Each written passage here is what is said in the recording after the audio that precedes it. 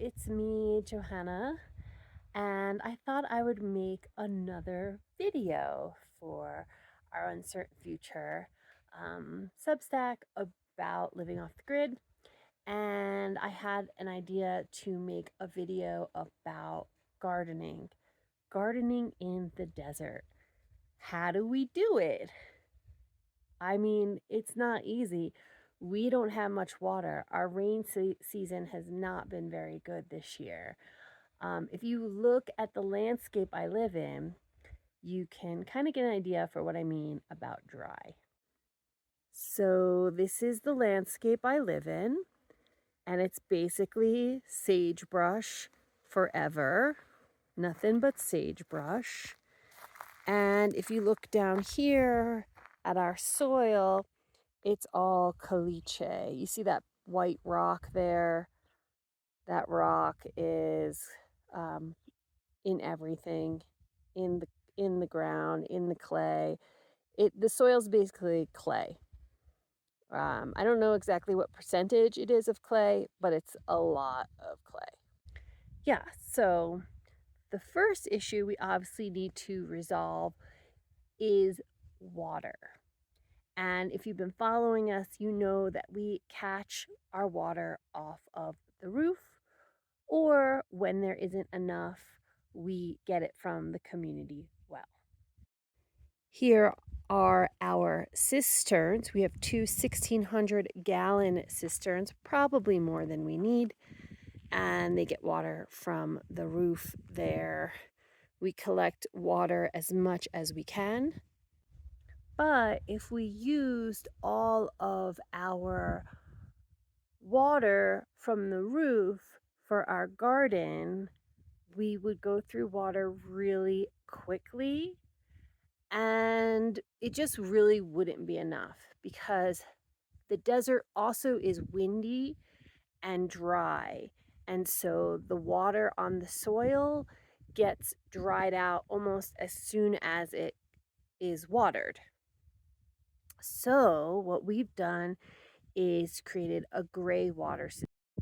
And as you can see, it's doing pretty good. Our garden is flourishing. It's going pretty well here in the garden. Not bad for the desert. So basically what happens is all the gray water from our kitchen and our bathroom, we don't have a flush toilet, we have a compost toilet. So all of the water from our sinks and our tubs go underground and into these beds. These beds are built, dug up into the ground, as you can see, and we filled them with mulch. So there's a PVC pipe runs under here, and the pipe has holes in it. Then we did a bunch of layers of mulch underneath that. I would say it's at least 2 or 3 feet down. Then we filled it in with gardening soil. So at the beginning of the season, when I'm just planting seeds, I really need to use top water to keep the garden bed moist. And you could see some hoses in there I have set up on a timer. There's an outdoor pump here, and the pump goes directly from the cistern to the garden, so it doesn't go through the house, and it's just for the garden.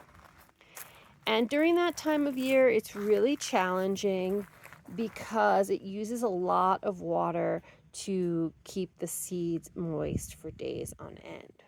This year I had a lot of issues. I usually direct sow because hardening off is just very challenging for me. So I generally direct sow my seeds. This year the mice ate all my microgreens. So I had to buy starts at our local nursery. But it ended up working out pretty well. The garden is doing great.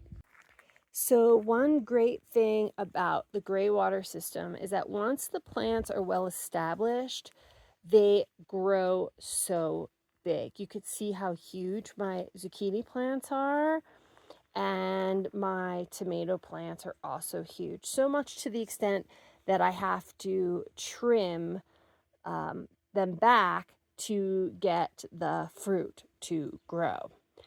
Um, but I also don't really have to worry much about weeding in the garden because greenery is not totally prolific.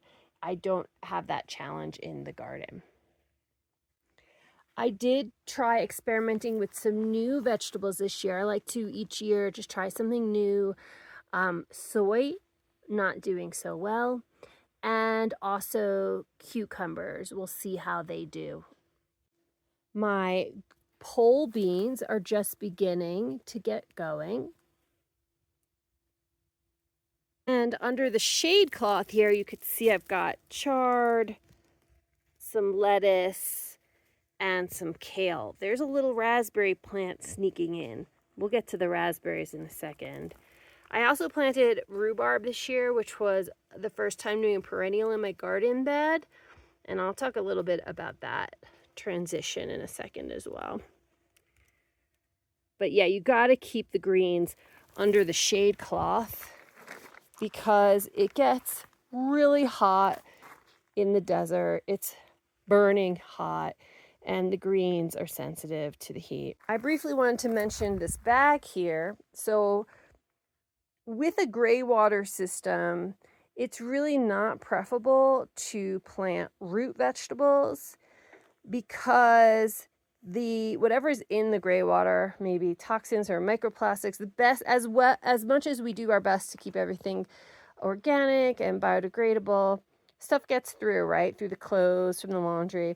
And so root vegetables you generally avoid in this kind of system. So I bought this bag this year to try growing potatoes or trying out a root vegetable. I started it kind of late and I haven't been watering it that much, so I'm not sure how it's going to go. I might actually start that up for real next year, but it was a little bit of an experiment to try growing root vegetables. So we also have this big plum tree that's just been doing awesome. That's plum tree year 4. We haven't got any plums yet, and I really need to trim it. There's too many branches. It really needs to be cut back, and that's on my to-do list. And here's an apple tree. It just didn't do as well.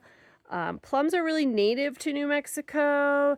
I'm going to try an apricot tree also in the future because I've seen some really huge old apricot trees out here as well. So I think it helps to go with plants that are native. Okay, what else has been successful? This ginormous raspberry bush. It's really too big. I showed you how in the garden it was starting to sprout. I mean, there's little sprouts growing everywhere out of the gravel even. So I'm going to have to probably dig some of it up for next year before it takes over the yard. But man, is it yummy. Yeah, so I just love picking these raspberries. They're so good. Look at that. Right off of the bush. Yum, yum, yum. Ooh, gotta watch what you're doing or you'll get stuck. The hummingbirds kind of like them too, so I try to keep a hummingbird feeder out so they don't eat my raspberries.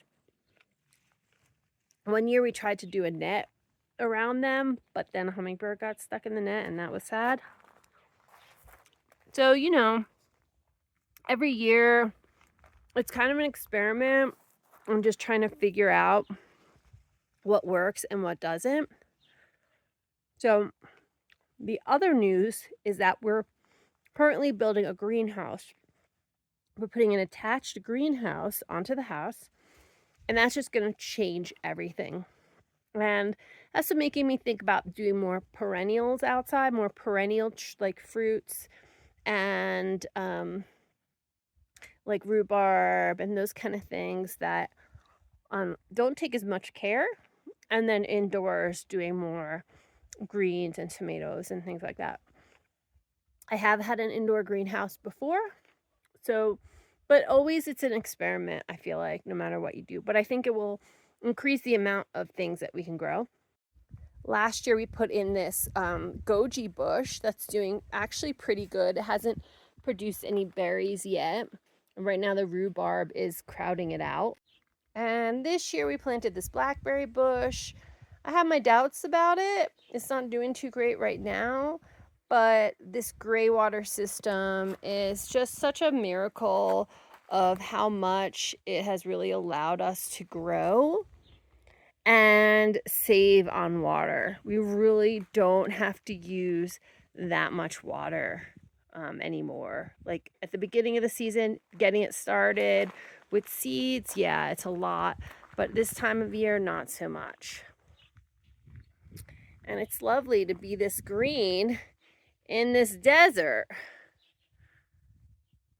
Just showing you what I harvested tonight.